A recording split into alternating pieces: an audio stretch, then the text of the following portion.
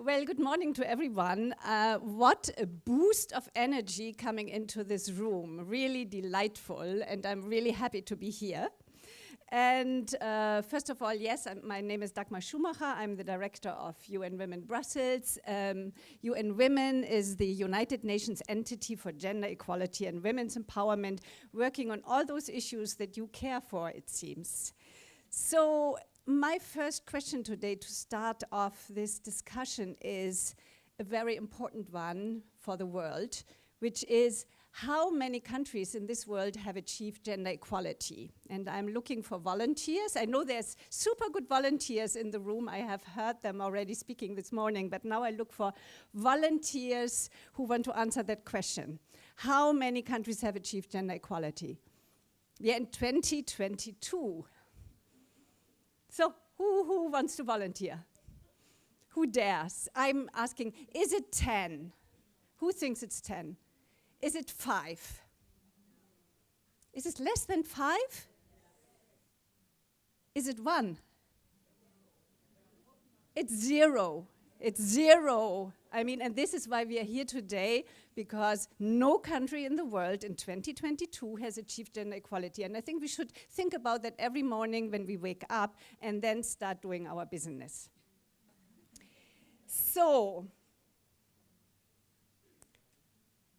let me introduce to you a new report that we just published jointly with the UN Department for Economic and Social Affairs. It's called Progress on the Sustainable Development Goals, which is the set of 17 goals to reach sustainability in the world. And it's called the Gender Snapshot 2022. It's actually a bit sobering data, but at the same time, I think it drives us to instill change and to push for change. And hopefully will shake up the world to do more. At the current rate of progress, it may take close to 300 years to achieve full gender equality.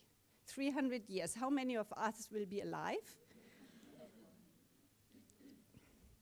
The Sustainable Development Agenda, adopted by the UN member states in 2015, set a 2030 deadline for the achievement of gender equality and the empowerment of women and girls. Now, with under 10 years left to meet it, the world is definitely not on track. Amid the intersecting crisis of COVID-19, violent conflict, climate emergency, and rising economic and political insecurity, progress on gender equality has not only failed to move forward, but has even begun to reverse. And this is why, at the current rate of progress, while I talk about the 300 years, I want to now share the data for companies. I mean, many of you are here from companies. So how many years it takes for companies to achieve gender equality? It's still 140. How many of us will be alive?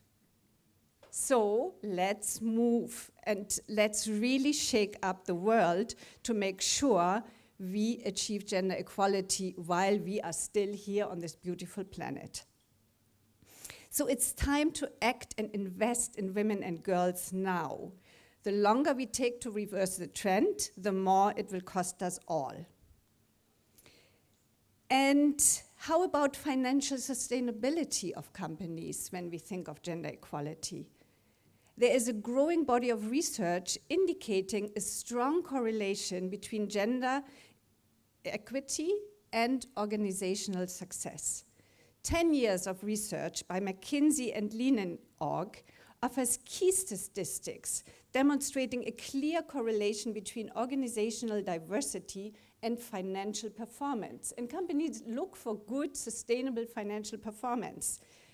The first Women Matter report highlighted the correlation between the presence of women at board and top management level in companies' organizational and financial performance. Since then, this link has been confirmed many times, and I sometimes wonder why is not everybody taking action on it. We always are so data-based, and yet on this particular topic, sometimes we forget to be data-based. So, just a few data. Companies with the greatest proportion of women on executive committees earned a 47% higher rate of return on equity than companies with no women executives. No, I think that's a word. Companies in the top 25% of gender diversity are 27% more likely to outperform their national industry average in terms of profitability. And companies in the bottom 25% for gender equality were significantly less likely to see higher profits than their national industry average. Do we need more data? And on top, and I love that, the landmark McKinsey Global Institute finds that 12 trillion US dollars, I can't even imagine all the zeros, could be added to global GDP by 2022 if the gender gap is narrowed. So, we now know the facts and the figures, and it's very clear we have to accelerate progress to contribute to sustainability and gender equality. So let me introduce a few tools we offer at UN Women, but also globally. The first tool, the Women's Empowerment Principles, and I recognize in this room there are several people who are already part of the Women's Empowerment Principles community. The Women's Empowerment Principles are a set of 7 principles offering guidance to business on how to promote gender equality and women's empowerment in the workplace, marketplace, and communities. A bit what Ebere was talking about before, what also your organization is all about. Established by UN Global Compact and UN Women, the WEPs are informed by international labor and human rights standards and grounded in the recognition that business have a stake in and a responsibility for gender equity and women's empowerment to foster sustainability. The WEPs are a primary vehicle for corporate delivery on gender equality dimensions of the 2030 Agenda of the United Nations Sustainable Development Goals. By joining the WEPs, the CEO signals commitments to this agenda at the highest level of the company and to work collaboratively in multi-stakeholder networks to foster really business practices to achieve gender equality. So I can only invite all of you here, speak up in your company, make them aware of the WEPs and foster it and make your CEO sign that commitment. Investors are increasingly incorporating assessments of company status on gender equality and gender diversity to determine how they might respond to the ESG risks and opportunities. A smart business leader therefore takes gender equality into account. The widespread adoption of these WEPs in more than 150 countries all over the world is a testimony of business leaders now understanding that dimension much more better. We have by now more than 7,000 CEOs in 153 countries, representing collectively over 22 million employees that have adopted the WEPs, launched that community. A few examples: Daimler, Sodexo, European Banking Federation, IKEA, Yves Saint Laurent, KPMG, Amazon, and many more. A UN Women 2021 study of the largest 350 companies in G7 countries shows that WEP signatories outperform their competitors in 12 key performance indicators. So again, I think it's a proof that it is definitely worthwhile to march that route. Now a second tool. One stumbling block which is preventing diverse leadership, including in companies, are stereotypes. I think we can all tell our stories, and we hear more about storytelling later this afternoon, about how when we have confronted stereotypes. Stereotypes are really pervasive. They are very powerful and have a destructive impact on people's lives. They are a key barrier to progress that stand between society and all forms of equality, particularly gender equality. Gender stereotyping and traditional norms affect the employment of multiple human rights for women, including access and participation in skilled professions. When stereotypes appear in advertising and media, they perpetuate bias and discrimination and disempower whole parts of society. Advertising and media play a crucial role in influencing behaviors, forming social attitudes, and shaping beliefs. With this comes an immense potential for progressive portrayals of all people to drive positive change. So what can we do? We offer a powerful tool, the so-called Unstereotype Alliance, and I again invite you to join that alliance. It is a thought and action platform that seeks to eradicate harmful stereotypes in all media and advertising content. And I want to just recall here, advertising is also a multi-billion industry. It's so much money that is poured into it, and it has such a power to influence us. So who are the members? Just a few examples. Unilever and Mars, they are also the vice chairs of the alliance. Adobe, Facebook, MasterCard, P&G, Twitter, L'Oreal, to name a few. And more, we had a 45% membership growth just in 2021. So our gender equality attitude study that we performed within this shows that across 20 countries surveyed, stereotypes related to women in leadership persist.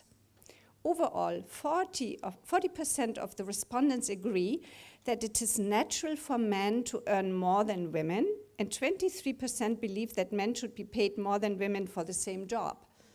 I mean, do you agree also with that? Furthermore, 34% of the respondents agree that men are better suited to higher earning business executive roles than women, while 42% agree that lower paid service jobs are more suitable for women. I think we need to change that. So we do need to influence that advertisement. This is also reflected in the representation of men and women in the media. Both men and women are perceived to be portrayed in traditional roles in the media, reflecting and reinforcing gender stereotypes. So in recognition of these stereotypes and the underrepresentation of women, it is the importance of visibility and representation in communication to drive a more sustainable future is key. So we have worked with Getty Images, that is also part of the Unstereotype Alliance, to really put more women in powerful leadership positions in their Getty Images repository. I invite you to look at that. I mean, you can Google it. It's easy to find, and it is really a change from what we have seen 10 years ago. It was all men. Now, Getty has these powerful women there, and for sure, I mean, you all know how often Getty appears when you open a newspaper article. So it's important to have powerful women portrayed there. A third tool, he for she. Our He for She initiative. Men hold a disproportionate level of power across cultures globally, but they remain largely absent from the gender equality conversation. And I can give a testimony for that. I work for UN Women. I go to events, and mainly it's women. I mean, here it's, of course, also for women leadership and event, but even when I go to events in the European Commission or elsewhere, very often the agenda is still dominated by women, and I think we need to change that. So the He for She campaign was launched at the UN General Assembly by Emma Watson. You might remember her famous speech as a solidarity movement that leads global advocacy efforts to engage men and boys from all walks of life. So again, I would like to invite you to join that club, the men who are here, or you as advocates within your companies, that men engage more. We also have a He for She Alliance for champions on gender equality. We will launch it next week at the UN General Assembly with a new set of champions. It's people from very powerful governments, companies, universities that also can be role models to instill change. And a fourth tool is close the care gap. And that is something that is still unbelievable, that until today, it's women who perform 2/3 of all the care work. That means all the household chores. We have to really emphasize more in our advocacy to recognize, redistribute, and reduce care work, to ensure decent work for paid care workers, including migrant workers, and thirdly, most importantly, foster social norm change to redistribute care from women to men and ensure that care is their equal right and responsibility. And I think we all can tell also a story about that at home or in our communities. And a fifth and last tool is a word that can create, I think, goosebumps for many people, and that is quota.